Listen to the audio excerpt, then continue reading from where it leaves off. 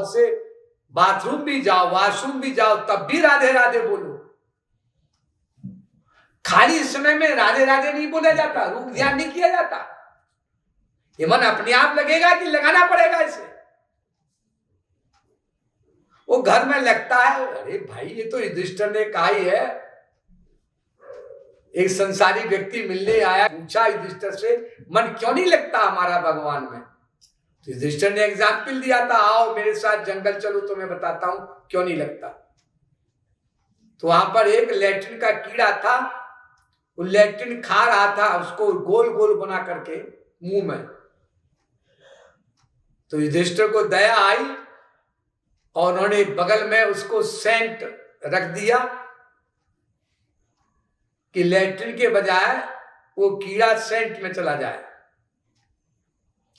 तो जो ही चिमटी से पकड़कर लैट्रिन के कीड़े को सेंट में रखा, फिर उसको सूंघ करके अबाउट टर्न होकर फिर लैट्रिन में गया।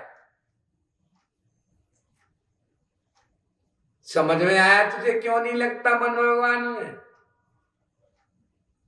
ये लैट्रिन का कीड़ा करोड़ों करोड़ों जन्म से लैट्रिन ही खाता आया है, इसलिए सेंट उसे दिखाओ तो वो भागता है वापस लैट्रिन खाने। अरे संसार में तो मन नेचुरल लगता है, क्योंकि संसार माया का बना, तुम्हारा मन भी माया का बना। Being homogeneous to each other, मन ऑटोमेटिकली रन्स टूवर्ड्स दैट। दोनों माया के बने, इसलिए मन संसार में जाता है।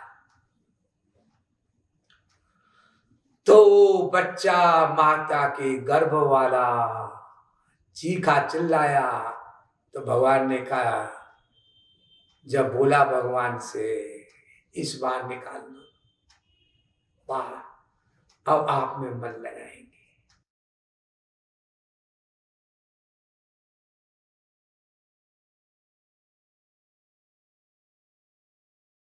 प्रॉमिस किया भगवान से, लेकिन जो ही बाहर आया, बचपन आया, पढ़ाई में घुस गया, बड़ा हुआ तो यौवन युवती संग रंग रात्यो।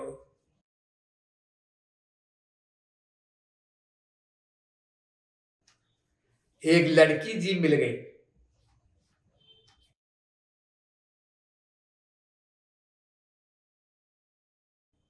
बस फिर भूल गया श्री कृष्ण। तब तू महामोह मद मात्यो,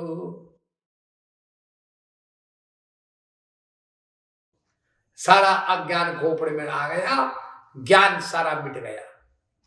ताते तजी धर्म मर्यादा, फिर हरि को भी भूला, गुरु को भी भूला, और बिसरे तब सब प्रथम विषादा, और पहले सारे दुख भूल गए, सब भूल गया।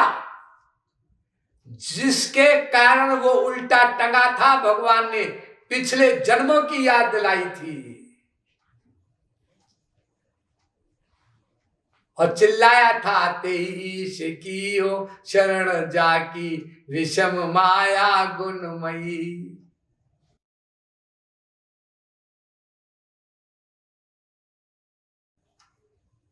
जय किए जीव निकाय बस, रसहीन दिन दिन अति नहीं, सो करो बेगी संभार श्रीपति, विपति मां जेहि मति दई।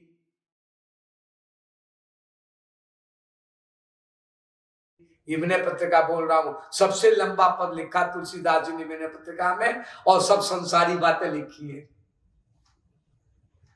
कितना कष्ट होता होगा इन महापुरुषों को संसारी बात बोलने में। अगर आपसे कहा जाए कि आप भाई साहब अरबपति खरबपति हैं, नई नई चीजें बनती हैं आपके किचन में डेली, कभी बर्फी है, कभी रसमलाई है, कभी रबड़ी है, कभी कलाकंद है, पूरी कचौड़ी, एक दिन आप टेस्ट करके देखिए कि लैट्रिन की सब्जी बनाने में क्या मजा आता है, खा के देखिए। आप में से कोई खाएगा? फ्री में भी कोई दे तो। जो खा रहा है पूरी कचौरी, उसकी भी उल्टी हो जाएगी। क्या बात बोल गए बाबा जी, आप क्या बोलते हैं?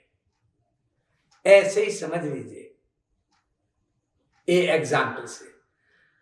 जो महापुरुष नित्यानंद में, परमानंद में, दिव्यानंद में, अनंतानंद में, राधा कृष्णानंद में, रामानंद में, कृष्णानंद में डूबा रहता है, अनंतानंद में।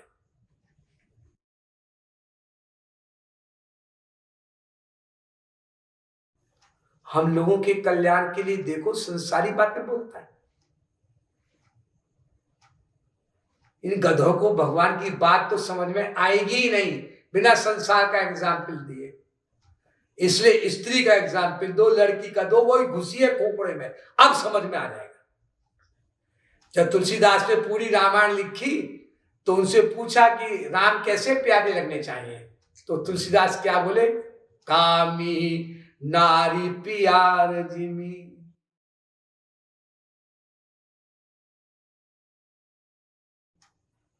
जैसे कामी पुरुष को स्त्री प्यारी लगती लड़की को, ऐसे राम आप मुझे प्यारे लगे। ये तुलसीदास ने राम की रामायण लिखने में कंक्लूजन एंड अप जब किया तो ये दोहा लिखा, उसके बाद रामायण खत्म। हम लोगों ने निंदा किया तुलसीदास की। अरे उनके पास, महापुरुषों के पास एग्जाम्पल की कमी है। मुझे फोन कर देते, मैं बता देता ढेर एग्जाम्पल। 8 दिन के भूखे को जैसे खाना अच्छा लगता है, 6 दिन के प्यासे को जैसे पानी अच्छा लगता है, जैसे कि नए नए पैदा हुए बछड़े को अपनी गाय का थन प्यारा लगता है, ऐसे ही आप राम मुझे प्यारे लगे। ये कामी नारी प्यारी जिमी, तो मैं यही एग्जाम्पल मिला देने के लिए।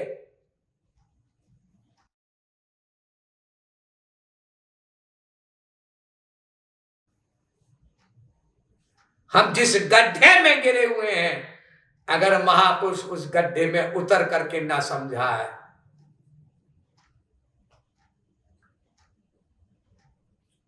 तो किसके क्या खाक समझ में आएगा? और कितना कष्ट होता होगा उसको। भगवान का आनंद छोड़ो, ओहो, भगवान कृष्ण के शरीर के, शास्त्र कहते हैं ताहार अंगेण शुद्ध किरण मंडल, जो निराकार ब्रह्म है वो भगवान श्री कृष्ण के शरीर के दिव्य प्रकाश के भी करोड़वें अंश की भी परछाई को कहते हैं वो ब्रह्मानंद। और शंकर जी एक बार देख लेते हैं उसको और करोड़ों करोड़ों युगों की समाधि लग जाती है कैलाश पर्वत पर बैठे बैठे।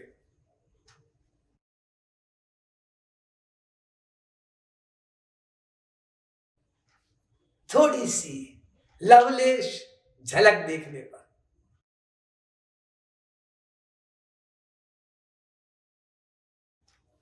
और ऐसे श्री कृष्ण को छूना, आलिंगन करना, बातें करना, रस लेना,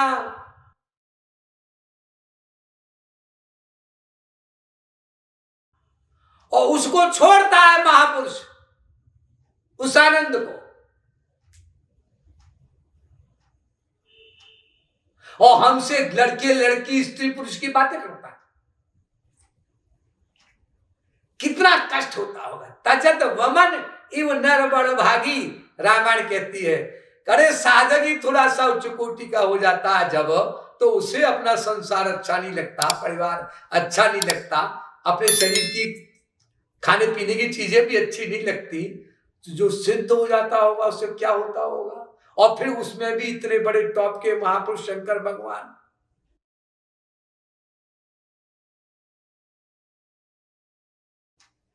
और जब शंकर भगवान शंकराचार्य बन करके आए, आदि जगत गुरु शंकराचार्य बनकर,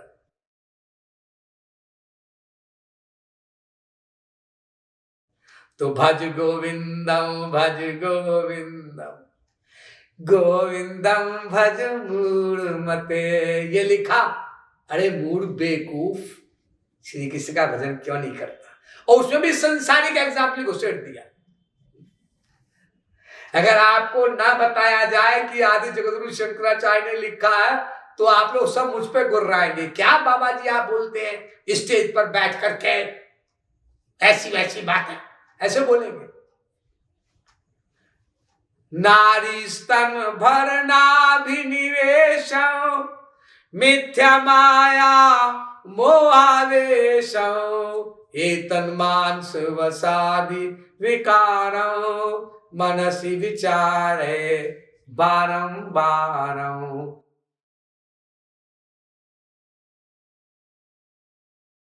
भज गोविंदम भज गोविंदम, गोविंदम भज मूढ़मते।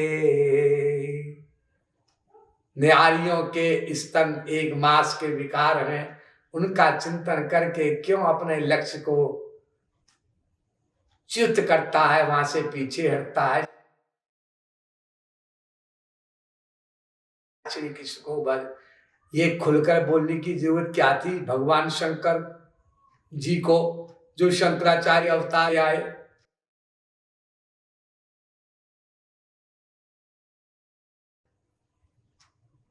ये बोल देते हैं कि भाई पुरुष साधक को स्त्रियों से संपर्क ना करे बाहर से, जरा सा भी, एक पल के लिए भी। और स्त्री साधक पुरुषों से ना बोले, और शेष समय, खाली समय या काम करते समय राधा कृष्ण का ध्यान करें और राधे राधे बोलते रहे। इतना बोलना काफी था, इतना खुलकर बोलना। और तो मैं ज्यादा भी बोल नहीं रहा हूं, क्योंकि टाइम सारा खर्च हो जाएगा। नहीं तो आपको ये बताना है कि जितने भी महापुरुष सृष्टि में हुए, अवतारी संत हुए, वो सब ऐसे हुए, सबने पहले कंफ्यूजन क्रिएट किया। भ्रम फैलाया, कंफ्यूजन क्रिएट किया, बनाया। और जब हम कंफ्यूज हो गए, हमारी बुद्धि चौपट हो गई, नष्ट हो गई, उसके बाद कंफ्यूजन का समाधान कर दिया। ये क्या हुआ भैया? किसी को छुरा मार दिया, वो घायल हो गया, जब घायल हो गया तो हॉस्पिटल में ले आए, अब भरम पट्टी कर दिया। ये कोई बात हुई? अब ये बात हुई या नहीं हुई, इसके बारे में कुछ भी कमेंट करना नहीं है, लेकिन मैं आपको इतिहास उठा दूं। सबसे टॉप के महापुरुष सनकादिक मुनि हुए सतयुग में। सनक, सनंदन, सनातन, सनत कुमार ब्रह्मा के बेटे। अब देखो कंफ्यूजन, ये 4 संतान भगवान ने पैदा की बिना मैथुन के। तो ब्रह्मा ने सोचा ये तो बहुत लॉन्ग जर्नी हो जाएगी, इतने सारे मानव अरबों लोगों को पैदा करना है। तो ब्रह्मा ने विचार बदल दिया, आगे से ऐसी सृष्टि हम नहीं करेंगे। क्यों जी, तुम कौन हो? मैं ब्रह्मा हूं। ये पता है ब्रह्मा कौन है? महापुरुष। ये ब्रह्मा सृष्टि का पहला महापुरुष है, जिसको वेद का ज्ञान कराया था। नाभि से प्रकट हुए थे भगवान श्री कृष्ण के नाभि से ब्रह्मा, और वेद का ज्ञान कराया, और वेद का ज्ञान हो गया। और जब कहा सृष्टि करो भगवान श्री कृष्ण की आज्ञा से, तो सृष्टि करते समय एकदम से गलती क्यों हो गई? ये त्रुटि भूल क्यों हो गई? ये कंफ्यूजन कैसे आ गया कि ये गलत सृष्टि कर गए हम, चलो दूसरी तरह से सृष्टि करो। और चारों बच्चे ब्रह्मा के बिना मैथुन वाली सृष्टि के नंग दड़ंग फिरते हैं सारे ब्रह्मांड में। 5 मिनट में इस ब्रह्मांड से दूसरे ब्रह्मांड में चले जाएं। ये बड़ी पावर रखने वाले सनकादिक परमहंस, और नंग धड़ंग, शरीर पर कोई कपड़ा नहीं। ब्रह्मा ने ये नहीं कहा रे बेटे बाप के नाम को क्यों बदनाम कर रहे हो, कुछ कपड़े पपड़े पहन लिया करो। ये ब्रह्मा के बेटों का हाल बता रहा हूं। और ये सनकादिक मुनि चले गए वैकुंठ लोक में। सब जगह फ्री एंट्री है, कोई पासपोर्ट वीसा नहीं बनाना कहीं जाने को। और जब वहां चले गए, वैकुंठ में खड़े थे जय विजय द्वारपाल गार्ड, उन्होंने रोक दिया। उन्होंने सर अभी जरा परमिशन नहीं है, साहब रेस्ट कर रहे हैं।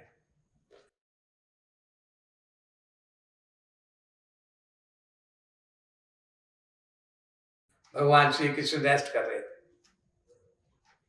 वैकुंठाधिपति। तो जब ये बोला तो सनकादिक मुनि को गुस्सा आ गया। तुम्हारी हिम्मत कैसे हुई एक महात्मा को रोकने की? जाओ राक्षस हो जाओ, 3 बार के लिए जाओ पृथ्वी लोक में।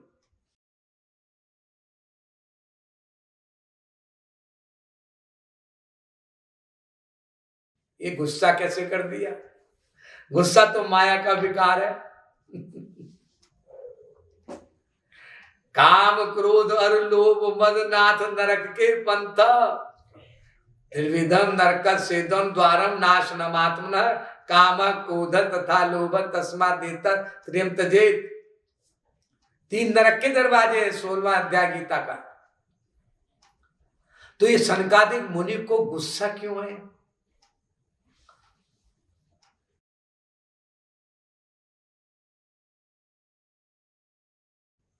ये तब से महापुरुष हैं जब से भगवान है। कंफ्यूजन। महाराज जी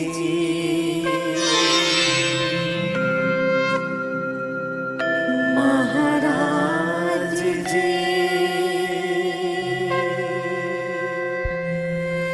महाराज जी।